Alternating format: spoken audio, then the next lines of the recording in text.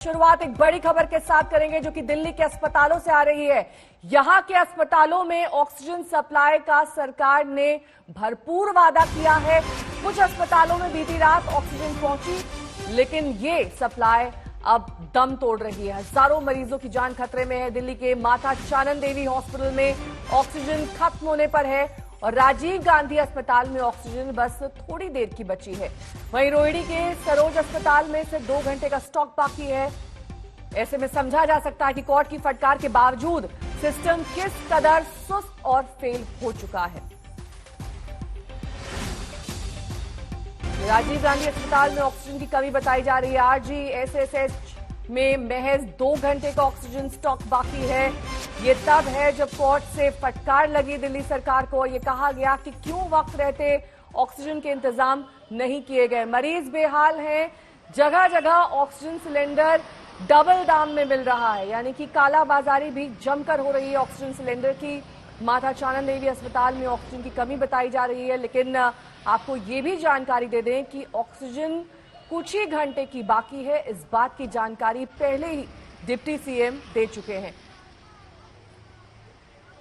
कुमार कुणाल हमारे संवाददाता इस वक्त दिल्ली से हमारे साथ जुड़ गए हैं। लखनऊ से हमारे संवाददाता कुमार अभिषेक हमारे साथ जुड़ गए हैं। सबसे पहले कुमार कुणाल, आपका रुख करते हुए, दिल्ली में कुछ ही घंटे की ऑक्सीजन बची है और कल हमने दिखाया था किस तरीके से धड़ल्ले से कालाबाजारी ऑक्सीजन सिलेंडर्स की हो रही है। ऐसे में सरकार के इंतजाम फेल होते हुए दिखाई दे रहे हैं। बिल्कुल, और अफरा तफरी है, हर जगह अफरा तफरी। Rajiv Gandhi super speciality hospital तक में ऑक्सीजन का खत्म होना ये बताता है नेहा कि किस तरीके से सिस्टम पूरी तरह फेल हो चुका है, क्योंकि वो सबसे बड़े कोविड स्पेशलिटी हॉस्पिटल में से एक है जहां सबसे गंभीर मरीज जाते हैं। 900 मरीज अभी इस समय भर्ती हैं। अगर वहां पर ऑक्सीजन की किल्लत हो रही है तो समझ लीजिए कि सिस्टम किस तरीके से फेल हो चुका है। छोटे मोटे अस्पतालों की तरफ से, चाहे वो माता चानन देवी अस्पताल हो या सरोज अस्पताल हो, उनसे तो जो शिकायतें आ रही हैं वो तो अलग है, लेकिन Rajiv Gandhi super speciality hospital में ऑक्सीजन की कमी होना ये अपने आप में बहुत गंभीर बात है। और वो तब है जब कल रात देर रात तक हाईकोर्ट ने इस पूरे मसले पर सुनवाई की है। साफ साफ तौर पर निर्देश दिए हैं कि किसी भी तरीके से ऑक्सीजन की सप्लाई बंद नहीं होनी चाहिए। 12 घंटे लगभग हुआ है उस सुनवाई को खत्म हुए भी, और अभी भी वही हालत है।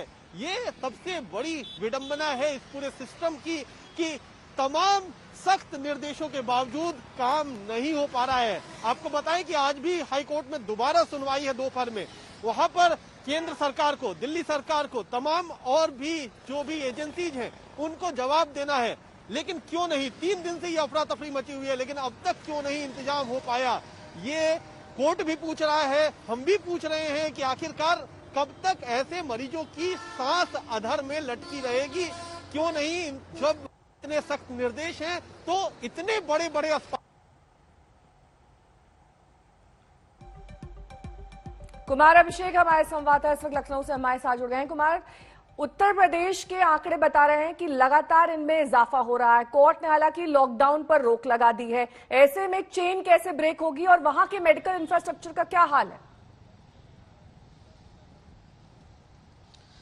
बहुत बुरा हाल है नेहा, उत्तर प्रदेश का भी, और लखनऊ और उसके आसपास के जिलों का तो बेहद बुरा हाल है।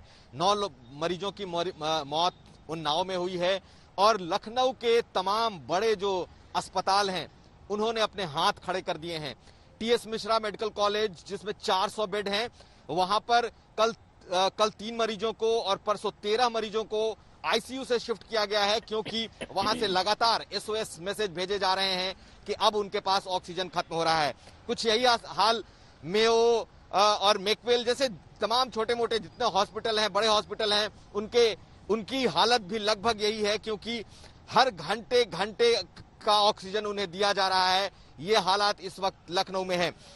सरकार ने कई जो ऐसे जो बड़े ऑक्सीजन प्लांट हैं वहां पर लोगों को खुद से ऑक्सीजन लेने पर रोक लगा दी है, ये मानते हुए कि इसकी कालाबाजारी बढ़ रही है और दहशत की वजह से बहुत से लोगों ने घर में पहले से भी ऑक्सीजन सिलेंडर लेना शुरू कर दिया है। ये भी एक बड़ी वजह है। लेकिन एक बड़ी बात, सरकार के पास जो मोदी नगर से ऑक्सीजन प्लांट से सप्लाई आती थी वो फिलहाल दिल्ली रूट हुई है और उत्तर प्रदेश को जो ऑक्सीजन लेने को कहा गया है वो झारखंड के बोकारो से ऑक्सीजन मंगाया जा रहा है। तो कल एक रैक रवाना हुई है झारखंड के लिए।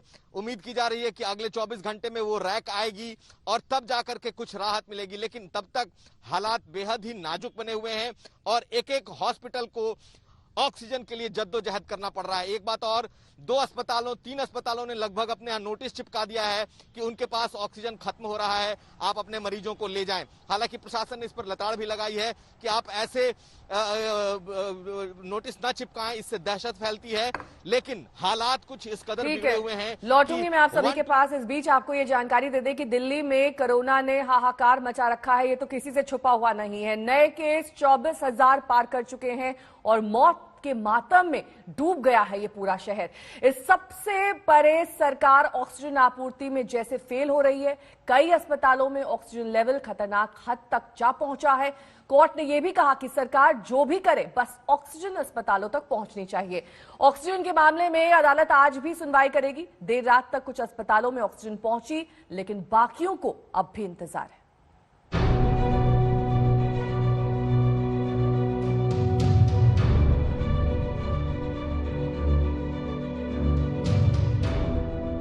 गिड़गिड़ाइए, उधार लीजिए या फिर चोरी करिए, लेकिन ऑक्सीजन लेकर आइए। हम मरीजों को मरते नहीं देख सकते। बुधवार को दिल्ली के कुछ अस्पतालों में ऑक्सीजन की तत्काल जरूरत के संबंध में सुनवाई करते हुए दिल्ली हाईकोर्ट ने ये कड़ी टिप्पणी की। दिल्ली हाईकोर्ट ने केंद्र सरकार को निर्देश दिया कि कोविड-19 के गंभीर रोगियों का इलाज कर रहे दिल्ली के हॉस्पिटल को किसी भी तरीके से ऑक्सीजन मुहैया कराई जाए। हैरानी जताते हुए अदालत ने यह भी कहा कि केंद्र हालात की गंभीरता को क्यों नहीं समझ रहा। अदालत ने नासिक में ऑक्सीजन से हुई मौतों का जिक्र भी किया और कहा कि उद्योग ऑक्सीजन की आपूर्ति के लिए कई दिनों तक इंतजार कर सकते हैं, लेकिन यहाँ मौजूदा स्थिति बहुत नाजुक और संवेदनशील है। दिल्ली हाईकोर्ट ने कहा, अगर टाटा कंपनी अपने ऑक्सीजन कोटे को डाइवर्ट कर सकती है तो दूसरे ऐसा क्यों नहीं कर सकते? क्या इंसानियत की कोई जगह नहीं बची है? यह हास्यास्पद है। इसका मतलब है कि मानव जीवन सरकार के लिए महत्वपूर्ण नहीं है। दरअसल एक तरफ अस्पतालों में ऑक्सीजन खत्म होने से लोगों की मौत हो रही है, राज्य केंद्र में झगड़ा हो रहा है, तो वहीं दूसरी तरफ स्टील के प्लांट में ऑक्सीजन का इस्तेमाल होता है। इस पर न्यायमूर्ति विपिन सांघी और न्यायमूर्ति रेखा पल्ली की पीठ ने कहा कि ऑक्सीजन की आपूर्ति सुनिश्चित करने की जिम्मेदारी पूरी तरह केंद्र सरकार के कंधों पर है। जरूरत है तो स्टील और पेट्रोलियम समेत सभी उद्योगों की सारी ऑक्सीजन की आपूर्ति चिकित्सीय उपयोग के लिए की जा सकती है। अदालत ने दिल्ली के मैक्स अस्पताल की अर्जी पर भी सुनवाई की, जिसने 1400 कोविड मरीजों को बचाने के लिए अदालत का रुख किया। अस्पताल ने दावा किया कि उसके पास पर्याप्त ऑक्सीजन नहीं है। इस पर अदालत ने आश्चर्य जताते हुए कहा कि उनके आदेश पर अस्पतालों को ऑक्सीजन नहीं दी जा रही।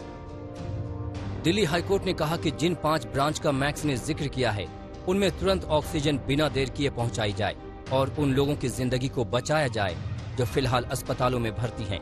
जीने का अधिकार उनका मौलिक अधिकार है। कोर्ट ने केंद्र को फटकार लगाते हुए कहा कि आपको डिमांड और सप्लाई का कोई अंदाजा क्यों नहीं है। फिलहाल कोर्ट ने बोला है केंद्र सरकार को कि वो दिल्ली सरकार को 480 मीट्रिक टन ऑक्सीजन देगी। कोर्ट इस बात से बेहद नाराज था कि एक दिन पहले ही कोर्ट के आदेश होने के बावजूद भी अस्पतालों के पास जो सप्लाई पहुंचनी चाहिए ऑक्सीजन की, उतनी सप्लाई नहीं पहुंच पाई है। कोर्ट ने कहा कि लोग अपनी जान गंवा रहे हैं।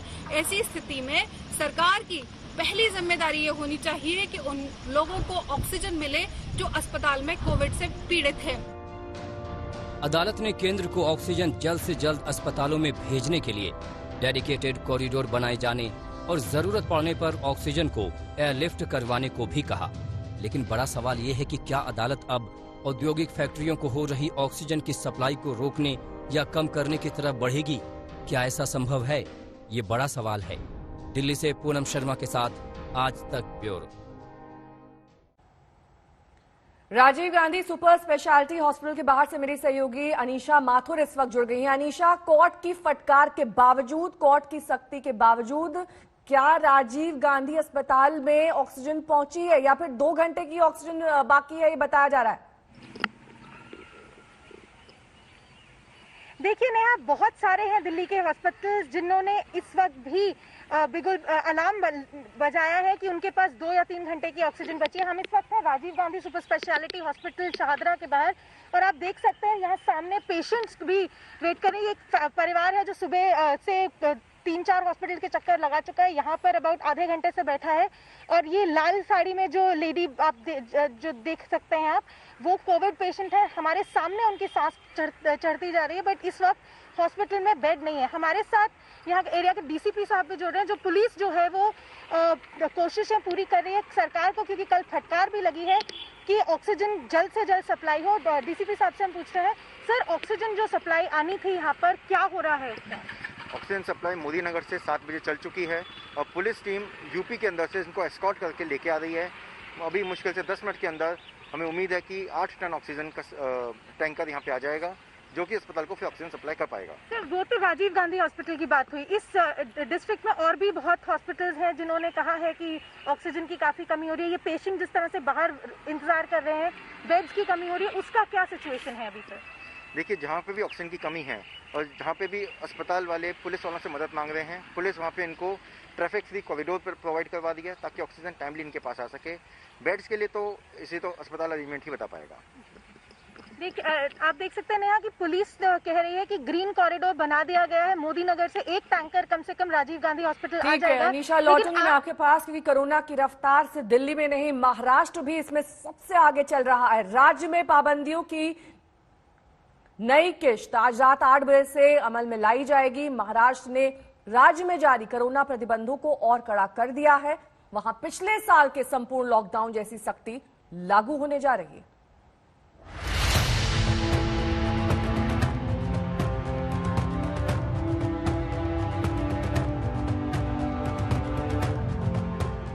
कोरोना के कहर के खिलाफ महाराष्ट्र सरकार का ब्रेक द चेन अभियान धीरे धीरे संपूर्ण लॉकडाउन की ओर बढ़ चला है। कड़े प्रतिबंधों का फैसला तो उद्धव ठाकरे की कैबिनेट ने मंगलवार को ही ले लिया था, लेकिन बुधवार को निकले आदेश के मुताबिक 22 अप्रैल रात 8 बजे से 1 मई सुबह 7 बजे तक सख्ती की नई डोज दे दी गई है। महाराष्ट्र में कोरोना देश में सबसे प्रचंड हालात में है। वहां सबसे ज्यादा रोजाना नए मामले आ रहे हैं और मौतें भी सबसे ज्यादा हैं। पिछले हफ्ते जब 15 दिनों का ब्रेक द चेन लगाया गया तो उद्धव सरकार ने एक तरह की स्वैच्छिक तालेबंदी की थी, लेकिन जमीनी असर न होता देख सरकार सख्ती के मूड में आ गई है। गुरुवार से लागू नए नियम के मुताबिक आपात सेवाओं को छोड़कर बाकी सभी दफ्तरों, चाहे वो केंद्र के हों, राज्य के हों या स्थानीय प्रशासन के, सभी को 15% क्षमता के साथ काम करना होगा। पहले ये सीमा 50% थी। किसी शादी समारोह को सिर्फ 2 घंटे में पूरा करना होगा और उसमें शामिल होने की इजाजत 25 लोगों को ही मिलेगी। नियम तोड़ने वाले को 50,000 रुपए का जुर्माना देना होगा। आपात स्थिति में बसों को छोड़कर अन्य निजी गाड़ियां ड्राइवर समेत 50% क्षमता के साथ चलेंगी और उन्हें एक शहर से दूसरे शहर जाने की इजाजत बेहद जरूरी परिस्थितियों में ही होगी। निजी बसें 50% क्षमता के साथ चलाई जा सकेंगी, लेकिन एक शहर में अधिकतम 2 स्टॉपेज होंगे और बस ऑपरेटर को यात्री के हाथ पर 14 दिन क्वारंटीन का स्टैंप लगाना होगा। लोकल मेट्रो और मोनो रेल के इस्तेमाल की इजाजत सिर्फ आपात सेवाओं में शामिल लोगों को होगी। ये नियम साफ तौर पर पिछले साल के लॉकडाउन में बरती गई सख्ती जैसे हैं। महाराष्ट्र सरकार का यह फैसला ऐसे समय में आया है जब प्रधानमंत्री नरेंद्र मोदी लॉकडाउन को अंतिम विकल्प के तौर पर इस्तेमाल करने की नसीहत दे चुके हैं। मैं राज्यों से भी अनुरोध करूंगा कि वो लॉकडाउन को अंतिम विकल्प के रूप में ही इस्तेमाल करें। लॉकडाउन से बचने की भरपूर कोशिश करनी है। महाराष्ट्र के हालात खराब हैं, इसमें कोई दो राय नहीं, लेकिन अभी तक के सारे उपाय जब नाकाफी हैं, तो क्या आने वाले 10 दिनों की सख्ती से कोरोना काबू में आएगा? कोरोना काबू में आया तो ठीक, नहीं तो आगे का कदम क्या होगा? सौरभ वक्तानिया के साथ साहिल जोशी, मुंबई आज तक। सौरभ वक्तानिया इस वक्त हमारे साथ सीधे मुंबई से जुड़ गए हैं। सौरभ, पहले की सख्ती और अब की सख्ती में क्या फर्क है? किस तरीके से अब जो सख्ती से लॉकडाउन लागू किया जाएगा, कौन सी चीजें अब बंद कर दी गई हैं पूर्ण तरीके से? जी देखिए नेहा, सबसे पहले तो पहले की सख्ती और अब की सख्ती में एक सबसे बड़ा अंतर है कि जो पब्लिक ट्रांसपोर्ट है, जो मुंबई की लाइफ टाइम हो या मोनोरेल हो या और भी कई जो पब्लिक ट्रांसपोर्ट हो, वो आम लोगों के लिए अब पूरी तरीके से बंद है। पहले आप एक सिटी से दूसरे सिटी जा सकते थे, एक डिस्ट्रिक्ट से दूसरे डिस्ट्रिक्ट जा सकते थे, लेकिन अब उस पर पूरी तरीके से पाबंदी लगा दी है। अगर बहुत ही बड़ी कोई इमरजेंसी हो, जैसे कोई घर में बहुत ही कोई सीरियस पेशेंट हो या किसी का अंतिम संस्कार करना हो, तभी आप एक डिस्ट्रिक्ट से दूसरे डिस्ट्रिक्ट जा पाएंगे, और अगर आप नियमों को तोड़ेंगे तो 10,000 रुपये का जुर्माना आप पर लगेगा। दूसरी सबसे अहम बात, अब आप कोई भी डिस्ट्रिक्ट से कोई भी डिस्ट्रिक्ट जाइए, आपके हाथ पर क्वारंटीन का स्टैंप लग जाएगा, 14 दिन के लिए आपको घर पर ही रहना पड़ेगा। ये सबसे अहम बात है। गवर्नमेंट ऑफिसेज की अगर जो बात करें तो 15% पर ही गवर्नमेंट ऑफिसेज काम करेगी। प्राइवेट ऑफिसेज की तो बात देखिए कि ठीक है, आज रात से ये मिनी लॉकडाउन लागू हो जाएगा। हमारे संवाददाता सत्येंद्र चौहान इस वक्त तमाम जानकारी के साथ जुड़ गए हैं। सत्येंद्र, आप जिस जगह पर हैं और जो वो एरिया है, वहां पर किस तरीके से सख्ती लागू की जा रही है? देखिए नेहा, मैं बता दूं, कल चंडीगढ़ और मोहाली में पूर्ण लॉकडाउन था, लेकिन आज लॉकडाउन नहीं है, सब कुछ खुला हुआ है। लेकिन लोगों के दिलो दिमाग में कहीं ना कहीं एक दहशत जरूर बैठ गई है। और मेरे पीछे देखिए, ये जितना भी कैमरा से आपको दिखाई दे रहा है, सन्नाटा पसरा हुआ है और लोग भी खुद अपने आप को कंट्रोल कर रहे हैं, बेवजह घरों से बाहर नहीं निकल रहे हैं। जो लोग अति आवश्यक सेवाओं से जुड़े हुए हैं, वही लोग केवल बाहर निकल रहे हैं। तो कहीं ना कहीं जनता भी अब इस बात को समझ रही है, और यही वजह है कि शायद चंडीगढ़ और पंजाब में शुरुआती दौर में बहुत ज्यादा मामले बढ़े थे, लेकिन कहीं ना कहीं आपाधापी वाला हालत यहाँ पर पैदा नहीं हुई है। लेकिन हरियाणा की बात करूं तो नेहा, हरियाणा में मामले, हरियाणा के गुरुग्राम, सोनीपत, फरीदाबाद, झज्जर, ये वो जिले हैं जो कहीं ना कहीं दिल्ली से सटे हुए हैं, और यहाँ पर अब कहीं ना कहीं रिकॉर्ड बढ़ोतरी हो रही है। आलम यह है कि अभी अभी खबर हमें मिली है नेहा, जींद के सिविल आप सभी का बहुत बहुत शुक्रिया। बात अब पश्चिम बंगाल की करेंगे, जहां पर इन्फेक्शन और इलेक्शन को लेकर जंग है। कोरोना का इन्फेक्शन भी 24 घंटे में करीब 10,000 तक पहुंच चुका है। नए मामले लगातार सामने आ रहे हैं, और कोरोना काल में ही आज राज्य में छठे दौर की वोटिंग जारी है। बड़े नेताओं की किस्मत दांव पर लगी है। नेताओं ने इससे पहले दौरे, रैलियां छोटी कर दी, लेकिन कोरोना तब तक विकराल रूप ले चुका था। सवाल यही कि नेता तो इलेक्शन लड़कर चले जाएंगे, लेकिन आम लोग इन्फेक्शन से कैसे लड़ेंगे? ये चुनाव है जो आज छठे दौर में पहुंच चुका है। वोटिंग कई जगहों पर चल रही है। 43 सीटों पर आज वोटिंग जारी है। 6 जगहों की तस्वीरें हम आपको दिखा रहे हैं। वर्धमान, दिनाजपुर, मंगलकोट, इस्लामपुर, नॉर्थ 24 परगना और बैरकपुर।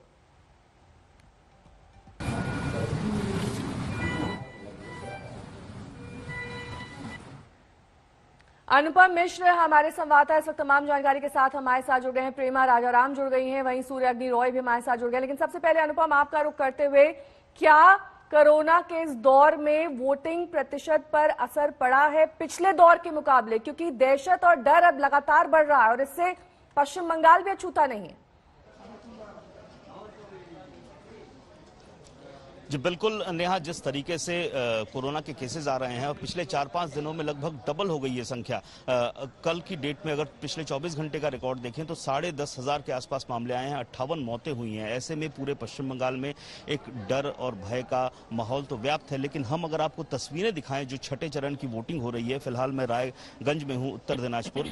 यहाँ पर अगर आप जो कतार हैं वो देखेंगे तो आपको समझ में आएगा कि कोरोना का भय यहाँ पर बिल्कुल नहीं है। लगातार लंबी कतारें हमें देखने को मिल रही है। हालांकि लोग कोरोना के को दूर रखने के लिए जो गाइडलाइंस है उनका पालन जरूर कर रहे हैं, मास्क पहने हुए हैं, लेकिन सोशल डिस्टेंसिंग का उस कदर पालन नहीं हो पा रहा है जितना जरूरी होना चाहिए, जितना जरूरी है। और सबसे बड़ी बात है कि ये पूरे दौर में अगर हम देखें तो जो डॉक्टर से भी हम बात कर रहे हैं और जो केसेस हो रहे हैं वो 50,000 के आसपास जो टेस्ट हो रहे हैं उसमें ये केसेस आ रहे हैं। यानी कि हर 5वां व्यक्ति जिसका टेस्ट हो रहा रहा है वो पॉजिटिव पाया जा रहा है। ऐसे में जो आशंका व्यक्त की जा रही है कि अगले 7 दिन में ये और पीक पर पहुंचेगा और ये संख्या काफी ज्यादा हो चुकी होगी, और ऐसे में जो समागम हो रहा है सिर्फ चुनाव के दौरान जो वोट डाले जा रहे हैं वहां नहीं, इसके अलावा रैलियां भी अभी तक जारी हैं। प्रधानमंत्री की रैली हो रही है, गृह मंत्री की रैली हो रही है, ममता बनर्जी की रैली हो रही है और इसमें लोगों का समागम हो रहा है।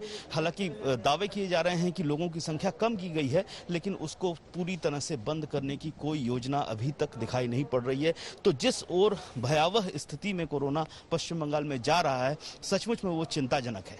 प्रेमा राजाराम हमारी संवाददाता इस वक्त वर्धमान से हमारे साथ जुड़ गए। प्रेमा, वहां पर कितने फीसदी मतदान हुआ है सुबह से? सवेरे से काफ़ी लोग यहाँ पे आए हैं नेहा अपना वोट देने के लिए, और हम देख पा रहे हैं कि काफ़ी महिलाएं भी हैं।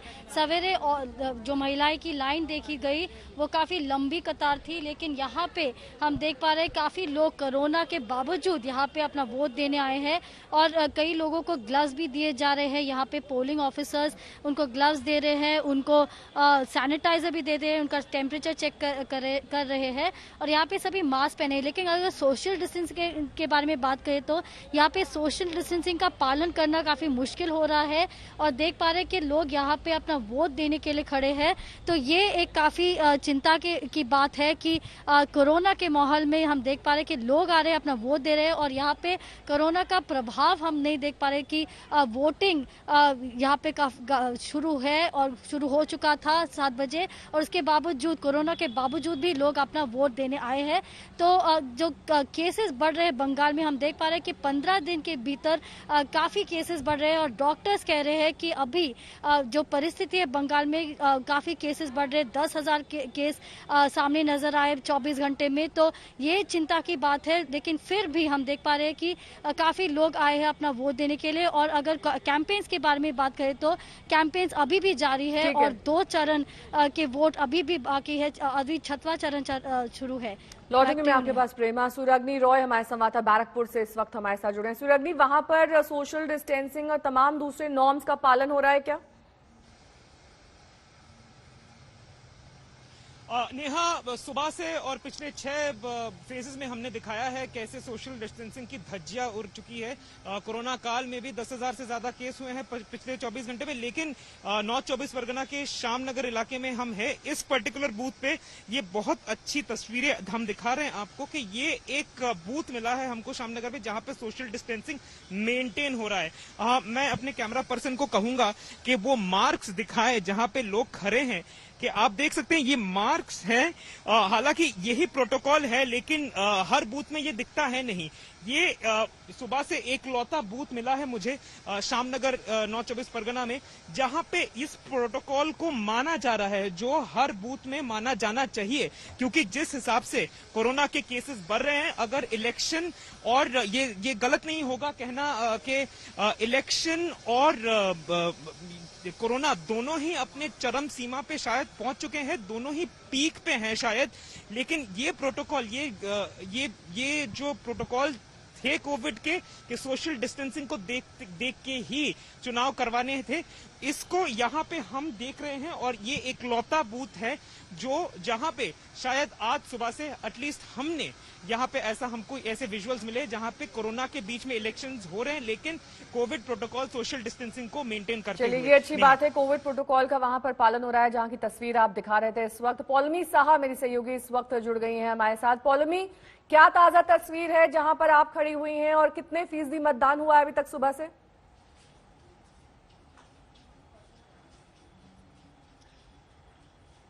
जी नेहा, अभी तक जो मतदान के आंकड़े हैं वो ऑफिशियली अभी तक आए नहीं हैं सेंट्रल इलेक्शन कमीशन से, तो उसका इंतजार हम कर रहे हैं। मैं इस वक्त गायघाटा असेंबली कंस्टिट्यूएंसी में खड़ी हूँ, विधानसभा में खड़ी हूँ। ये उत्तर 24 परगना में आता है और ये मथुआ डोमिनेटेड कम्युनिटी है। आप देख सकते हैं कि यहाँ पर सुबह से ही इस तरह की लाइन लगी हुई है और लोगों का आना जाना लगातार जारी है। यहाँ पर पश्चिम बंगाल में जो हमने ज्यादातर देखा है कि लोग सुबह के 5:30-6 बजे से ही आना शुरू करते हैं और कतार में लग जाना शुरू करते हैं, जबकि 7 बजे पोलिंग शुरू होती है, वोटिंग शुरू होती है। तो शुरुआत में यहाँ पर एक बूथ में थोड़ी बहुत दिक्कत हुई थी, आधे घंटे तक जो ईवीएम मशीन था वो ठीक से काम नहीं कर रहा था, उसको फिर सुधारा गया, रिपेयर किया गया और फिर एक बूथ में जो है पोलिंग शुरू हुई है। और आप देख रहे हैं यहाँ पर लोग आए जा रहे हैं। मधुआ कम्युनिटी काफी जो सीट्स हैं यहाँ पर, आप जानते हैं कि 40 से 45 सीट्स पर उनका प्रभाव है। जो डिस्ट्रिक्ट से, जो जिले हैं जो इस इलेक्शन में, इस चरण में जिनकी वोटिंग हो रही है, और उनका उस कम्युनिटी का काफी प्रभाव है। जिस सीट पे मैं इस वक्त खड़ी हूँ, गायघाटा, यहाँ पर ठाकुर नगर है जो मतुआ कम्युनिटी का एक गढ़ माना जाता है। इसी लोकसभा कंस्टिट्यूएंसी से मतुआ कम्युनिटी के जो लीडर है, भाजपा के कैंडिडेट थे 2019 में, शांतनु ठाकुर, वो चुनकर आए थे और उनके छोटे भाई जो है सुब्रतो ठाकुर, वो इस गायघाटा कंस्टिट्यूएंसी से इस बार लड़ रहे हैं। तो बीजेपी का मानना है कि जो सीए का दावा वो कर रहे हैं, मतुआ कम्युनिटी को कह रहे हैं क्योंकि वो रेफ्यूजी कम्युनिटी है, हिंदू रेफ्यूजी कम्युनिटी है जो ज्यादातर बांग्लादेश से आई थी, उनको कह रहे हैं कि हम आपको सिटीजनशिप दिलाएंगे। तो वो जो दावा है वो लोगों के साथ काम आए और वो बीजेपी के लिए वोट करे। टीएमसी का कहना है कि आपको सिटीजनशिप की क्या जरूरत है, आप इस देश के निवासी ही हो। अनुपम मिश्र हमारे संवाददाता लगातार हमारे साथ जुड़े हैं। अनुपम, आप जानकारी दे रहे थे कि कैसे अलग अलग पार्टियों ने अपनी रैलियां कट शॉर्ट की हैं। ये कहा जा रहा है कि लोग कम वहां पर पहुंचे, लेकिन तस्वीरें तो कुछ अलग ही बयां करती हैं। जब भी हम कोई पॉलिटिकल रैली, कोई भी आयोजन देखते हैं, वहां पर हजारों की संख्या में लोग पहुंचते हैं। जी बिल्कुल, यही विडंबना है। खास तौर पर इस वक्त मैं आपको लाइन दिखाते हुए, कतार दिखाते हुए बताता हूं कि अभी भी प्रधानमंत्री नरेंद्र मोदी की कल रैली होनी है मालदा में। इसके अलावा गृह मंत्री की रैली होनी है। ममता बनर्जी खुद रैलियां कर रही हैं। सभी की ओर से दावा किया जा रहा है कि छोटा किया गया है, लोगों को कम बुलाया जा रहा है, 500-400 लोगों को बुलाया जा रहा है। लेकिन होता यह है कि अगर इस तरह के कार्यक्रम लिए जाते हैं तो लोग भी स्वभावतः वहां पर पहुंच जाते हैं और भीड़ न चाहते हुए भी बहुत ज्यादा हो जाती है। तो ये पूरा का पूरा दायित्व राजनेताओं पर है कि वो किस तरह इस माहौल को सुधारें, इस संभावना को कम करें कि लोग कम आए। लेकिन वो बात हमें देखने को नहीं मिल रही। और सबसे बड़ी बात है कि अब जब कोरोना पूरी तरह से हर जगह घुस चुका है, दूर दराज के गांव में पहुंच चुका है, ऐसे में इसको कितना हद तक कम करके कोई फायदा होगा, वो भी बहुत बड़ा सवाल है। क्योंकि धीरे धीरे देखा जा रहा है कि बहुत दूर दराज के इलाकों में भी कोरोना के मामले आ रहे हैं। जबकि पिछले साल जो हमने देखा था, जो आंकड़े, वो जो दूर दराज के इलाके थे वहां पर कोरोना के मामले बहुत बाद में पहुंचे थे, बहुत धीरे पहुंचे थे, बहुत कम पहुंचे थे। लेकिन इस बार कलकत्ता तो सबसे ज्यादा कोरोना के मामले हो रहे हैं, लेकिन इसके अलावा भी पश्चिम बंगाल के दूर दराज के इलाकों में भी कोरोना के मामले पाए जा रहे हैं, मौतें हो रही हैं। तो इससे साफ जाहिर है कि जिस तरह का समागम हुआ है, भीड़ हुई है रैलीज की वजह से, चाहे वो किसी भी की पार्टी की हो, उसकी वजह से ये जो कोरोना का वायरस है वो दूर दराज बंगाल के एकांत इलाकों में भी पहुंचा है। और ये बहुत देरी हो गई है। इसको बहुत पहले सुधारना चाहिए था, रैलियों को बहुत पहले बंद करना चाहिए था, जो नहीं हुआ।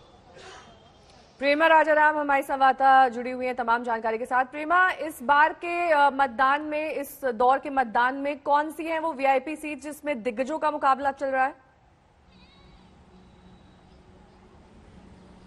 यहाँ पे काफ़ी सीटें हैं। जैसे अगर हम बात करें तो यहाँ पे कौशानी मुखर्जी, वो यहाँ पे एक स्टार कैंडिडेट है। इसके अलावा राज चक्रवर्ती जो बैरकपुर से खड़े हैं तृणमूल कांग्रेस की ओर से, वो भी एक स्टार कैंडिडेट है। वो एक फिल्म मेकर है। और तृणमूल कांग्रेस ये कोशिश में है, जो बैरकपुर जो बीजेपी का अभी गढ़ माना जा रहा है, क्योंकि अर्जुन सिंह जो बीजेपी के एमपी है वो काफ़ी वहाँ पे स्ट्रांग है, तो उसको तोड़ने की कोशिश में है तृणमूल कांग्रेस। वहाँ से राज चक्रवर्ती को फील्ड किया है। तो इस फेज में हम देख पा रहे हैं कि 43 सीट्स के भीतर तृणमूल कांग्रेस ये कोशिश में है कि काफी सीट वो जीत पाए, क्योंकि 6, 7 और 8 फेज उनके लिए काफी इंपॉर्टेंट है।